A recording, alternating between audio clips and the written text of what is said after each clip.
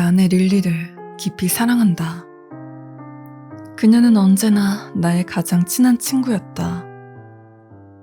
8년 전, 그녀를 만나기 전까지 내 삶의 대부분에선 사랑이나 따뜻한 감정 따윈 느끼지 못했다.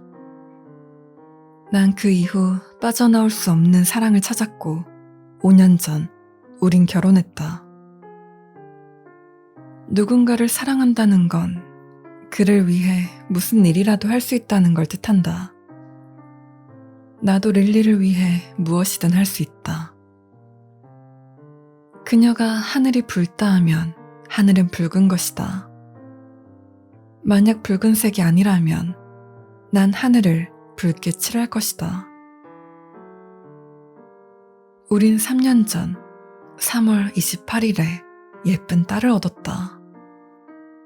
아이의 이름은 릴리의 할머니 이름을 따서 도로시로 지었다.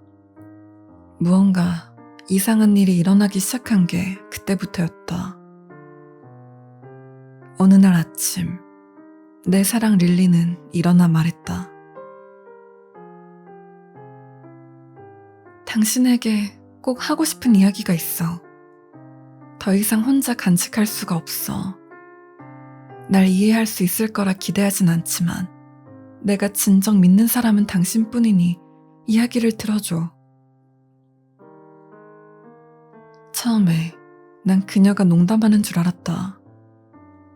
하지만 아내는 식은땀을 흘리고 있었고 그 눈은 이게 바보 같은 장난이 아니라고 말해주고 있었다. 당연하지 자기. 무슨 일이야? 내가 물었다. 난 환상이 보여. 그리고 미래를 예지할 수 있어. 그녀가 말했다. 한 단어를 말할 때마다 입술이 떨리고 있었다. 잠깐, 그러니까 초능력자처럼? 내가 물었다. 잘 모르겠어. 난 항상 이걸 비밀로 해왔어. 하지만 내 생각에 임신을 한 뒤로 초능력을 얻은 것 같아. 지금까지 누구에게도 이걸 말하지 않았어. 하지만 내가 아는 당신은 이성과 사실을 그 무엇보다 중시하고 또 그걸 자랑스러워하는 무신론자잖아. 우리 둘 모두 그걸 잘 알고 있다고 생각했는데 정말 미래를 볼 수 있다고 믿게 된 거야? 지금 당장 내가 하는 말이 믿기지 않겠지. 나도 처음엔 나 자신을 믿을 수 없었어. 하지만 지금은 믿어. 내가 만약 어떤 사람이나 장소에 대해 환상을 본다면 그건 현실이 돼. 언제나 이루어져. 난 이걸 나 혼자만의 비밀로 숨겨왔어. 하지만 내가 오늘 본 건 당신도 알아야 한다고 생각했어. 당신의 어머니 내일 돌아가실 거야. 뭐? 지금 무슨 말을 하는 거야? 어머님 집에 가봐. 아무것도 묻지 말아줘. 우리 엄마는 다른 도시에서 여동생이랑 같이 살고 계신다. 난 4시간 동안 운전을 했다. 정말 릴리가 틀렸다고 믿고 싶었지만 위험을 감수하고 싶지는 않았다. 오늘날까지도 난 무슨 일이 일어났는지 제대로 모르겠다. 하지만 난 내 아내가 초능력자라는 걸 믿게 되었다. 엄마가 살고 있는 집까지 1시간 정도를 남겨놨을 때 난 이모로부터 전화를 받았다. 엄마가 목욕탕에서 미끄러져 뇌진탕으로 돌아가셨다는 전화였다. 릴리가 옳았다. 이건 우연이 아니었다. 다음 몇 주 동안 릴리는 작은 일들에 대해 환상을 보았다. 예를 들어 내가 직장에서 무엇을 보게 될지, 주말에 누가 우리 집에 찾아올 건지, 내가 몰래 사놓은 크리스마스 선물이 무엇인지, 그리고 그녀는 언제나 맞았다. 우린 이런 초능력과 함께 살아가는 법을 천천히 배워나갔다. 환상이 누군가 해고되거나 죽는 것 같은 끔찍한 일이 아니면 그런 대로 견딜만 했다. 난 살면서 이런 일들을 믿어본 적이 없었다. 하지만 실제로 눈앞에서 환상이 현실로 이루어지는 걸 보게 된다면 믿지 않고서야 어떻게 할 방법이 없었다. 난 아내에게 조금 더 일찍 나에게 그 능력에 대해 말해주지 않았냐고 물었지만 그녀도 자기가 초능력이 있는지 몰랐다고 했다. 임신을 하고 나서 환상이 보이기 시작했다는 것이다. 난 여전히 릴리를 사랑했고 영원히 사랑할 것이다. 그건 절대 불변할 사실이다. 그녀가 하늘이 붉다고 한다면 하늘은 붉은 것이다. 그렇지 않다면 내가 하늘을 붉게 칠할 것이다. 잠시 동안 모든 일들이 평화롭게 흘러갔다. 내 인생에서 진정으로 행복한 나날들이었다. 난 릴리와 우리 작고 예쁜 딸을 사랑했다. 릴리와 도로시와 함께 대부분의 시간을 보내며 사랑을 쏟았다. 둘은 너무나 사랑스러웠고 매일 내 가슴을 가득 채워주었다. 우린 행복했고 예쁜 아이를 키우며 사랑을 키워갔다. 아내의 초능력은 조그만 보너스처럼 여겼다. 하지만 모든 이야기가 해피엔딩으로 끝나는 건 아니었다. 우리의 이야기도 불행하게 예외는 아니었다. 작년에 도로시가 치료할 수 없는 심장병으로 세상을 떠났고 릴리는 망가졌다. 나 역시 그랬다. 우리 둘 모두의 인생에서 가장 힘들고 슬펐던 시기였다. 난 릴리를 위해 강해져야 한다는 걸 알고 있었다. 그녀가 기댈 수 있는 사람은 나뿐이었다. 하지만 나 역시 아내가 가까이 있지 않다는 걸 알 때 조용한 방에서 혼자 슬픔에 잠겼었다. 난 이 일을 이겨낼 수 없었고 릴리 역시 그러리라는 걸 알았다. 매일 밤 릴리는 울며 나에게 매달렸다. 아침에 일어나 울음을 터뜨렸다. 보통 난 아내를 위로했지만 가끔 참을 수 없는 슬픔을 느끼는 날에는 우린 서로를 끌어안고 울었다. 우리의 완벽했던 삶은 끝났다. 이렇게 시간이 흘러갔다. 릴리는 많이 먹지도 않았고 집 밖으로 나가는 것도 그만두었다. 난 그녀가 슬픔에 빠져 있는 걸 보고만 있어야 한다는 사실을 견딜 수 없었다. 하지만 내가 할 수 있는 일은 아무것도 없었다. 릴리의 마음속 어딘가가 망가져 버렸고 그녀는 내가 지금까지 알던 사람이 아니었다. 하루 종일 아무 말도 하지 않았고 울기만 했다. 그녀는 도로시의 요람을 볼 때마다 매번 울음을 터뜨렸다. 난 그녀를 돌보기 위해 최선을 다했다. 여전히 난 그 무엇보다 그녀를 사랑했고 그녀가 그토록 비참한 모습이 되어가는 건 나에게 우리 모두가 누릴 거라 생각했던 축복 가득한 삶을 상기시켰다. 그리고 딸의 죽음과 함께 미래를 보는 그녀의 능력도 사라진 듯했다.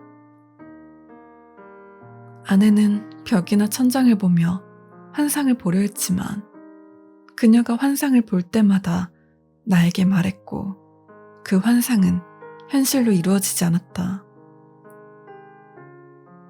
그녀의 초능력은 사라졌다. 그리고 아내는 영혼 없는 우울한 사람이 되어갔다. 분명 환상과 도로시는 어떤 연관이 있었던 것 같다. 도로시가 태어나며 환상을 보게 되었고 도로시가 세상을 떠나자 환상도 사라져버렸다.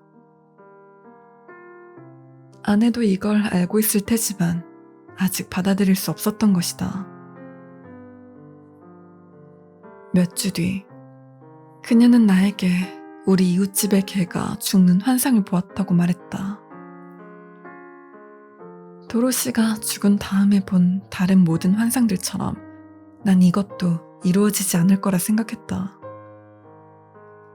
하지만 다음날 정말 오랜만에 난 그녀가 웃고 있는 걸 보았다. 이웃집 개, 그 개가 죽었어. 내 초능력이 돌아왔어. 이게 무슨 의미인지 알겠어? 그녀가 말했다. 아니, 릴리. 난 어벙벙하게 상황을 이해하려 하면서 말했다. 다시 미래를 볼 수 있다는 거야. 그녀는 말하며 날 껴안았다. 난 그런 아내를 꽉 안아주었다. 도로시가 세상을 떠난 후 처음으로 그녀는 일어나자마자 우는 걸 그만두었다. 반대로 행복해했다. 날 믿지? 그녀가 물었다. 그럼. 난 그녀에게 키스를 했다. 그녀도 크게 눈을 떼며 나에게 입을 맞추었다. 그리고 난 내 아내에게 여전히 뭔가 문제가 있다는 걸 깨달았다. 어쨌거나 난 여전히 아내를 사랑했고 영원히 그럴 것이다. 딸을 잃고 그 충격에서 회복하는 건 절대 좋은 경험이 아니었지만 난 그녀가 미치지 않기를 바랬다. 다음 며칠 동안 아무런 일도 일어나지 않았다. 릴리는 그나마 덜 슬퍼했고 초능력을 되찾은 것이 그녀의 삶에 조그마한 빛을 되돌려 놓은 듯했다. 그녀는 그녀에게 폭력을 휘둘렀던 오빠가 일주일 안에 죽을 것이라는 환상을 보았다. 그녀의 오빠는 난봉꾼 양아치였고 그가 죽기를 바라는 건 확실해 보였다. 그냥 오빠를 죽이고 싶어서 환상을 본 거 아니야? 난 그녀가 내 농담에 웃을 걸 예상했다. 아니, 오빤 죽을 거야. 하지만 그녀는 확신에 찬 목소리로 말했다. 그녀의 오빠는 진짜 죽었다. 경찰은 아직도 살인범을 찾고 있다. 누군가 그의 목을 찔렀고 차 안에서 죽어가도록 내버려 두었다. 경찰이 조사를 하러 우리 집에 왔을 때 릴리는 내가 결코 잊지 못할 표정을 지어보았다. 경찰이 보고 있지 않을 때 릴리는 귀 밑까지 찢어지는 웃음을 지었다. 그녀는 오빠를 좋아하지 않았지만 그가 죽었다는 소식을 들었을 때조차 아무런 동요가 없었다. 경찰은 떠났지만 여전히 이 사건에 대해 조사가 진행되고 있었다. 난 그저 그들이 다시 우리 집에 찾아오지 않기를 신께 빌 뿐이었다. 난 릴리가 갈수록 행복해진다고 느꼈다. 그녀는 더 이상 울지 않았고 나에게 더 많은 이야기를 해주었다. 지난주에 릴리는 허드슨 씨, 혹은 더러운 입 빌리라고 불리는 이웃 사람이 죽을 거라고 말했다. 당연하게도 그는 다음 날 척추에 칼이 꽂힌 상태로 죽었다. 난 그녀가 그걸 알게 되었을 때 다시 행복해하는 걸 보았다. 난 내 사랑이 누군가의 죽음을 들었을 때 행복해한다는 걸 상상하지도 못했다. 이제 아내는 마치 그녀가 이런 것들을 기대하고 이런 것들만이 그녀에게 중요한 것처럼 행동했다. 그녀가 알고 있는 가까운 거리의 사람들이 잔인하게 살해된다는 것들이 그녀를 심란하게 하진 않는 것 같았다. 마치 그녀는 나에게 환상을 보게 되었다고 말한 직후 그들이 죽게 된다는 걸 알고 있는 듯했다.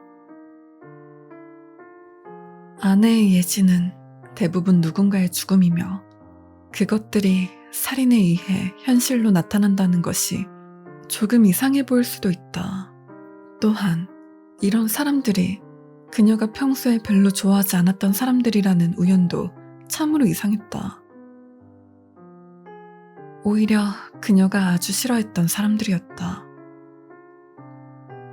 당신이 무슨 생각을 하는지 알 것만 같다.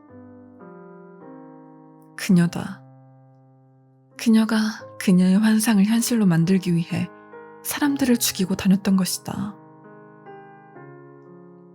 도로시의 죽음 이후 그녀는 미쳐버린 것이다. 하지만 난 언제나 그녀를 사랑한다. 난 릴리가 무엇이든 그녀가 살인자가 아니며 살인을 할 수도 없다는 걸 알고 있다. 난 그녀가 살인범이 아니라는 걸 알고 있다. 그녀는 살인범이 아니다. 왜냐하면 내가 살인범이기 때문이다. 걔한테 독약을 먹이고 어두운 밤에 사람 2명을 죽이는 건 상당히 쉬웠고 그녀를 위해서라면 난 또 사람을 죽일 것이다. 난 그녀의 환상을 현실로 만들기 위해 무슨 짓이든 할 것이다. 다시 그녀의 아름다운 얼굴에 미소가 깃드는 걸 볼 수만 있다면 내가 말했듯 난 무슨 짓이든 할 것이다. 만약 그녀가 당신이 죽을 것이라고 한다면 당신은 죽을 것이다. 내가 확실히 그렇게 되도록 할 것이다. 그녀가 하늘이 붉다고 한다면 그건 붉은 것이다. 그렇지 않다면 내가 붉게 칠하겠다. 당신의 피로 말이다.